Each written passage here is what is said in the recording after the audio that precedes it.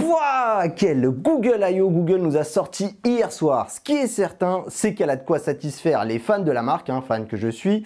Une conférence d'ouverture qui, bien que destinée aux développeurs, n'a pas été avare aux annonces matérielles. Salut tout le monde, je suis Mathieu de Rester Connecté et je suis super emballé.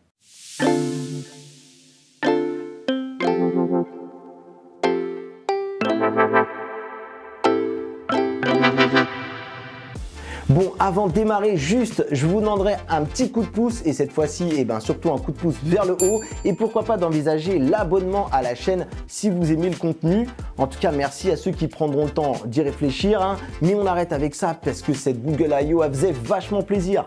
Après une bonne heure à parler des différentes évolutions des services de Google, les choses se sont carrément emballées. Tout d'abord, le Pixel 6a, le modèle le moins cher de la gamme puisqu'il est à 459 € contre 649 pour le Pixel 6. Cette année, ce smartphone, il aura le droit à la même puce que les modèles les plus chers. En même temps, si Google n'équipe que ses smartphones avec sa puce maison, c'est plutôt logique, il n'y a pas beaucoup d'autres choix. On aura donc le fameux Google Tensor et la puce Titan M2 pour tout ce qui est chargé de la sécurité des données à l'intérieur du smartphone. La question, elle est de savoir ce qui a pu être retiré pour pouvoir baisser la note. Eh bien, bonne nouvelle, l'écran déjà reste OLED en Full HD+, mais sa fréquence d'affichage plafonne à 60 Hz contre les 90 Hz du Pixel 6. On passe de 8 à 6 Go de RAM, mais on garde tout de même les 128 Go de stockage. Attention, je le rappelle pour ceux qui l'auraient oublié, sur les pixels, on n'a pas de slot micro SD. La caméra principale qui dispose d'un grand angle de 50 mégapixels pour le Pixel 6 passe ici à 12,2, donc il faudra voir un petit peu les résultats, mais avec le traitement de Google, on aura quelque chose, je pense, encore de très bon. Le dos qui est en verre pour le Pixel 6 en Corning Gorilla Glass 6 passe à un dos en matériaux composites transformés 3D, tout ça pour sans doute dire du plastique. La recharge sans fil est également aux abonnés absents et aussi on a retiré la recharge rapide puisque ce Pixel 6a plafonnera à 18 watts.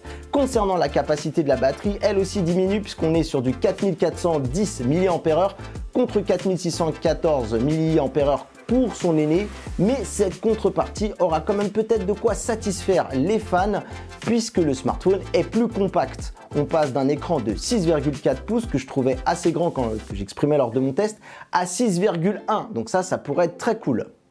Je me souviens aussi qu'en France, on pestait puisqu'on avait un manque de choix au niveau des coloris, on avait le droit qu'à un seul. Et bien là, pour le coup, on aura le droit aux 3 coloris qui seront arrivés, donc le noir, le blanc et j'ai trouvé ce sauge, un espèce de vert émeraude très joli. Alors après vous avoir énuméré la liste des différences entre le Pixel 6 et le Pixel 6a, je vais vous donner rapidement mon avis à chaud et je trouve que les compromis qui ont été faits sont les bons. C'est clairement un Pixel qui m'irait, d'ailleurs, je serais très content par exemple si je n'avais pas mon Pixel 6, même si la recharge sans fil serait sans doute un manque. Dites-moi en tout cas vous dans les commentaires si vous rejoignez mon avis sur la question. Alors du coup, non content d'annoncer un Pixel 6a, eh bien Google nous donne déjà rendez-vous pour le futur des Pixel 7 et Pixel 7 Pro. On a eu le droit au design, on a un premier rendu 3D, je pense que c'est aussi pour faire taire les fuites qui commencent à arriver sur cet appareil. Et on voit d'ailleurs qu'on ne montre carrément plus la face avant, comme je le disais dans mes tests, la face avant d'un smartphone n'est plus intéressante et que du coup on voit que tout le design s'oriente autour de ces fameux capteurs. On voit que la barre devient métallique pour être un aspect un peu plus premium et travaillé pour ce Pixel 7 et Pixel 7 Pro.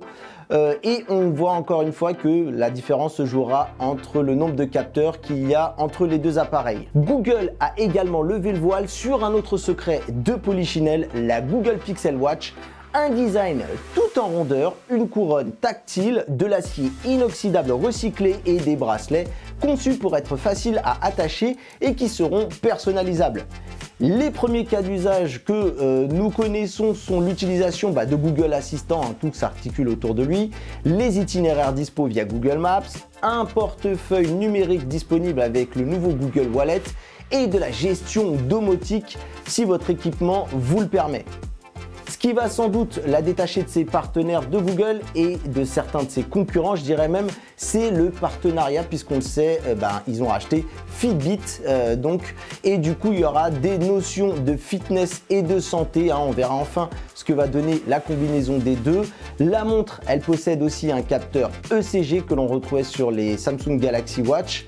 Les rumeurs parlent d'un prix compris entre 300 et 400 €, mais il vaut mieux attendre l'officialisation de Google qui arrivera un peu plus tard dans l'année.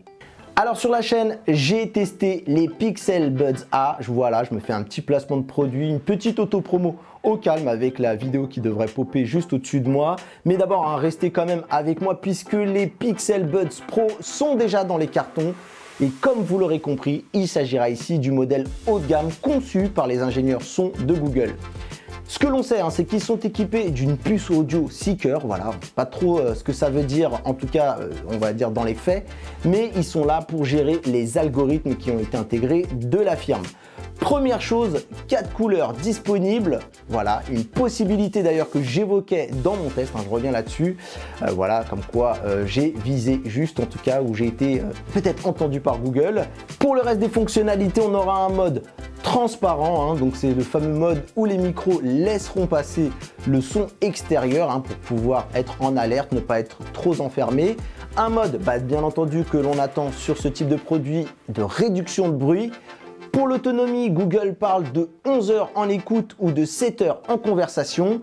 Ces écouteurs deviennent enfin multi-appareils. Je dis enfin parce que c'était absent sur les Pixel Buds A et vraiment c'est un truc qui me saoule un petit peu. Un peu plus tard, après la sortie, une mise à jour viendra ajouter le fameux son spatialisé pour coller à un certain AirPods Pro. Les précommandes, elles vont démarrer le 21 juillet et le prix est déjà annoncé à 219 €. Et si ça ne vous suffit pas en termes d'annonce encore, sachez que l'année carrément 2023 s'est invitée aussi pendant cette conférence et vient mettre aussi un point final à une rumeur qui courait un petit peu. Elle n'était pas très répandue, mais Google a officialisé enfin la Pixel tablette. On le sait, Android 12L, qui est une version taillée pour les plus grands écrans, même si ça nous donnait des pistes sur un appareil pliable qu'on n'a pas vu lors de cette conférence, maintenant c'est la fameuse tablette. Google prend enfin en compte les tablettes et ça fait plaisir. Alors, qu'est-ce qu'on a déjà comme élément? Pas grand chose, du coup vous imaginez. On y trouve déjà le Google Tensor, ça on le sait. Voilà, ça va être une constante sur tous les produits. On a un rendu, j'espère, qui n'est pas vraiment le rendu final parce que ça fait un petit peu assez vieillot. Ça ressemble au Nest Hub et j'ai l'impression que ça ressemble aussi à des vieilles tablettes de Samsung Galaxy Tab.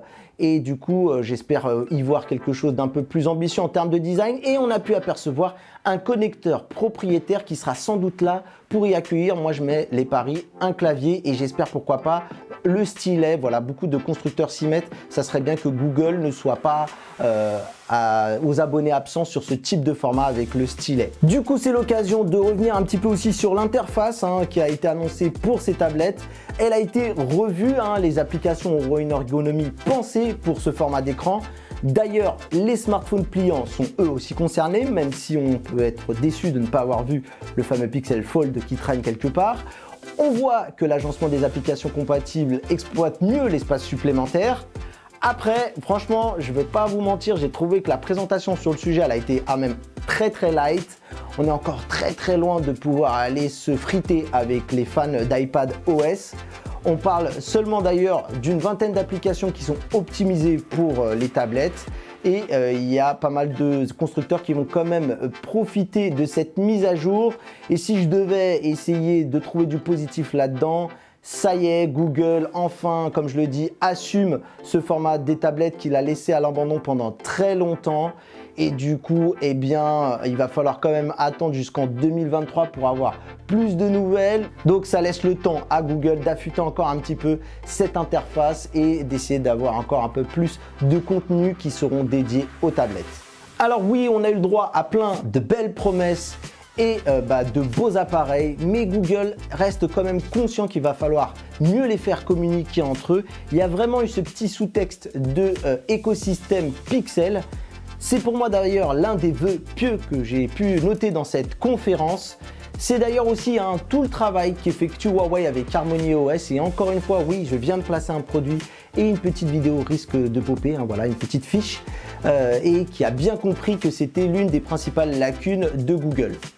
J'ai pu voir aussi également que Google lançait Matter, qui est une sorte de simplification autour des objets connectés. Et donc, il y a beaucoup d'efforts, voilà, qui sont faits avec Android 13 et j'espère d'ailleurs même que Google ira encore un peu plus loin et se rapprocher un peu plus de Microsoft pour faciliter l'échange entre les produits Android et Windows. Parce que oui, je trouve qu'il y a encore un manque de fluidité justement entre ces deux écosystèmes et comme il n'y a pas vraiment de PC Google qui voilà, permettent de bypasser Windows, eh bien j'espère que ça ira dans ce sens. Malheureusement, je ne peux pas revenir sur l'intégralité des 2 heures qu'a occupé cette conférence, mais Google a fait tout aussi pour soigner son image autour de la protection des données et de la vie privée. Ils ont fait tout un chapitre pour nous montrer que nous avions toujours le contrôle depuis les paramètres de notre compte et ils ont tout de même martelé qu'ils n'ont jamais vendu